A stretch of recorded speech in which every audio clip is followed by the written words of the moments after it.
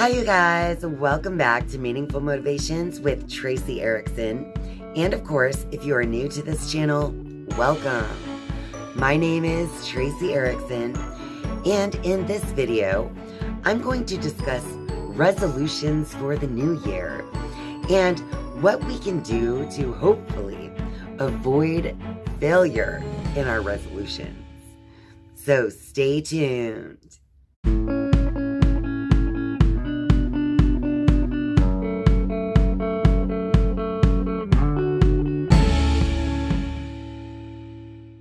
Happy New Year!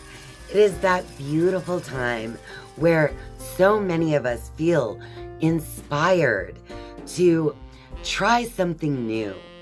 We feel inspired to make change and to actually take action towards the fulfillment of our goals.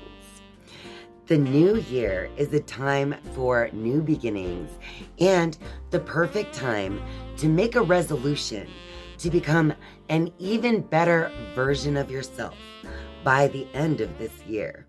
Every single new year is the time where you hear people talking about their resolutions and what kind of changes that they want to make in their life this year. And there are also the other kinds of people who completely despise resolutions because they probably have tried them in the past and have failed. Because it seems that a very large percent of people who set resolutions for themselves actually end up failing those resolutions. So in light of that information, it just made me wonder, what is it that makes us fail at these New Year resolutions that we make for ourselves? In my quest for answers regarding the question, why do we fail at our New Year's resolutions? I found this article on Very Well Mind that is titled The Psychology Behind Why New Year's Resolutions Fail. So obviously, I decided to click on that article. And in it, it states, according to a Forbes Health One Poll survey conducted in October of 2023, 61.7% of respondents say they feel pressured to set a New Year's resolution. In addition, many respondents are planning on setting multiple goals, with 66.5% stating they plan on making 3 or more resolutions for the year ahead. That's me. I am so guilty of adding multiple goals to my actual New Year's resolution. So my New Year's resolution is never just one thing. It's actually a list of multiple goals that I want to accomplish either in the near future or by the end of the year. So that part definitely resonated with me. And it is true. The more goals we set, the more of a chance we have at failing. The article goes on to state, the reality is, however, that over 90% of New Year's resolutions will be abandoned within just a few months. Why aren't we more successful at keeping our New Year's resolutions?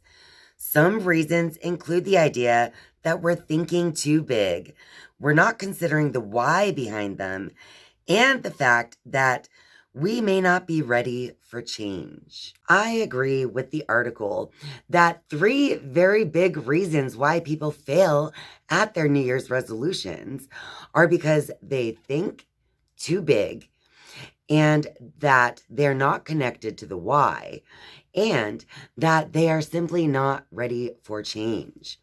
So I decided to create a list of tips to kind of get over those 3 reasons why you might fail at your New Year's resolution, so that this year we can actually be successful and actually level up to become an even better version of ourselves by the end of the year. So, the first reason that we may fail at our New Year's resolution is that we're thinking too big. And I am extremely guilty of that in the past and even in my thinking now. I have to keep myself in check when I'm actually setting my goals that I want to accomplish. So, this year, for instance, one of my many New Year's resolutions is to learn to play the guitar because my mom got me an acoustic guitar for Christmas this year. And it's actually something I have wanted to learn to play for as long as I can remember. So, one of my resolutions was to learn to play, but the old me would have set such a large goal that I probably would have given up by now. I would have wanted to learn a song immediately, right?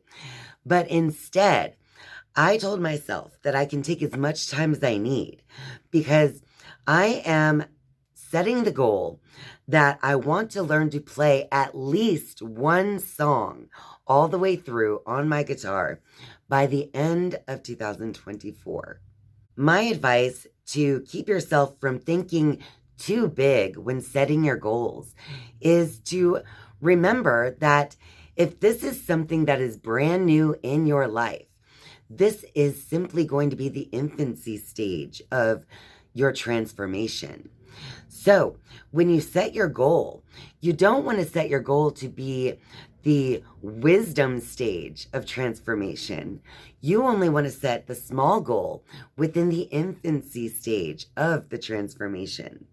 So, in the example of me learning to play the guitar, I simply started with only 2 chords. And I gave myself as much time as I needed to transition between those 2 chords over and over again so that I could go through that stage of infancy with transitioning the placement of my fingers. Does that make sense?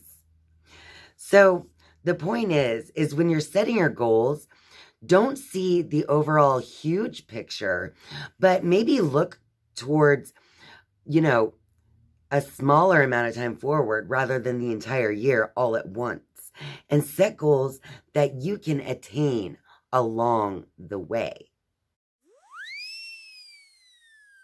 The second reason why we may fail at our New Year's resolution is that we are not considering the why. So we set these goals for ourselves, what we want to accomplish. Let's say it is to drink more water, because that is one of my many goals. And I even got this very cute mug thing for Christmas. And look, there's tarot cards all over it. How perfect. So, this helped me to stay on track with the goal of drinking more water. But if I'm simply just drinking more water all the time, it's not really going to pan out well for me because it's just going to make me have to use the restroom more often. And I'll have to carry this giant mug around with me everywhere I go, right? But if I connect to my why do I want to drink more water? That's when I can keep myself inspired to continue moving forward with that particular goal of drinking more water. So what is the why anyway? When you think of the why behind the actions that you take, you're actually thinking of your true purpose and you're connecting to your heart space with the why. So in the example of drinking more water this year, the reason, the why behind that is connected to my heart center and my heart space because it's connected to the deeper purpose of having a healthier physical body this year. And so there are a couple of different goals that I have connected to that actual purpose. So as long as I always consider the reason why I'm drinking more water, not just mindlessly consuming extra water, then that will keep this going until it becomes a true habit and a way of life for me. Remember the formula to success. That is goal plus purpose plus activity equals success. So you can't just have a goal and activity to create success. The piece that's important as well is that purpose. So the purpose is connecting you to your heart, and that is the why. So always consider that why behind the resolution itself. The final reason why you may fail at your New Year's resolution is that you may not be ready for the change. Now, I'm not only talking about being ready, like I got this giant mug for Christmas, so now I'm ready to drink more water. The real reason why you may not be ready to make this change is because of your ego. Now, our ego is our sense of identity. It is who we think we are. Our ego is what motivates us, right? So the thing about the ego is that it can become lazy. And the ego loves to kind of maintain this status quo. The ego loves being on autopilot and doing the same thing and expecting the same results. So when you set resolutions for yourself and actually start to make those changes in your life, it is completely natural that your ego is going to resist that change. So the ego is a major reason why you may not be ready for this change.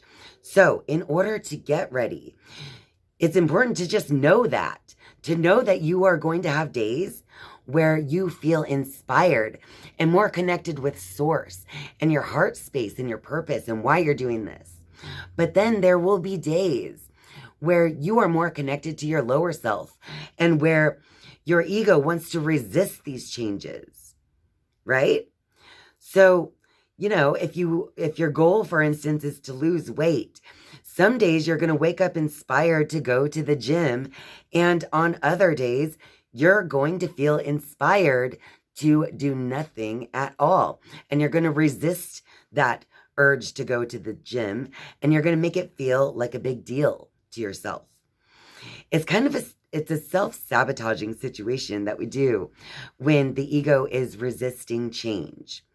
But the way to get past it is to just literally push through. I know it's so much easier said than done, but to push through that ego resistance, because the more that you repeat the new pattern, the easier it will be for the ego to let go of that resistance and kind of settle back into a new form of autopilot.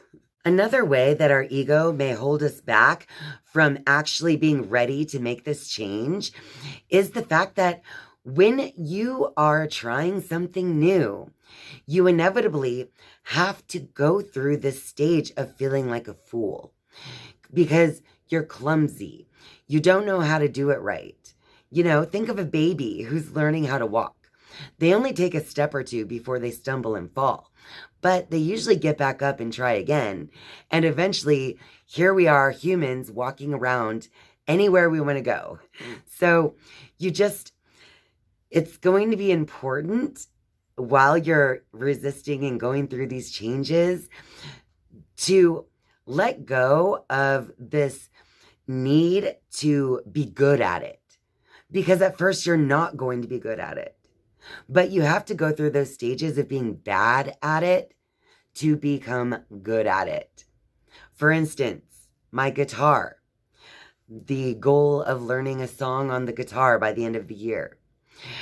I'm going through that stage of only playing 2 different chords, but I'm doing them over and over again so that, like a baby learning to walk, I can finally transition easily from one chord to the next.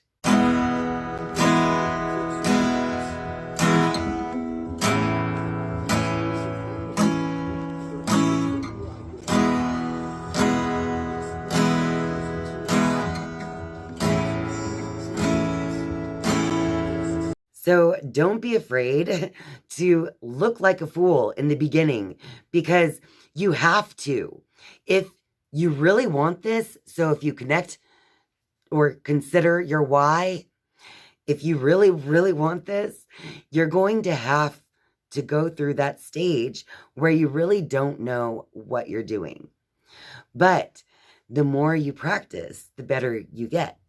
In summary, if you want to be successful this year with your New Year's resolutions, it's going to be important for you to set smaller, more attainable goals.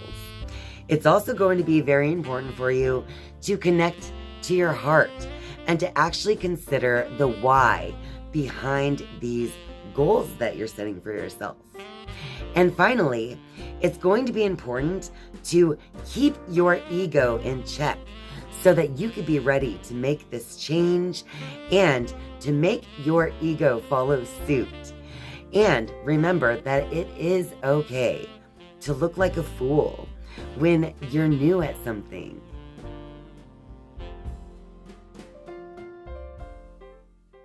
Well, that about wraps it up for this video. So if you like this video, be sure to click that like button and share this video with all your friends out there.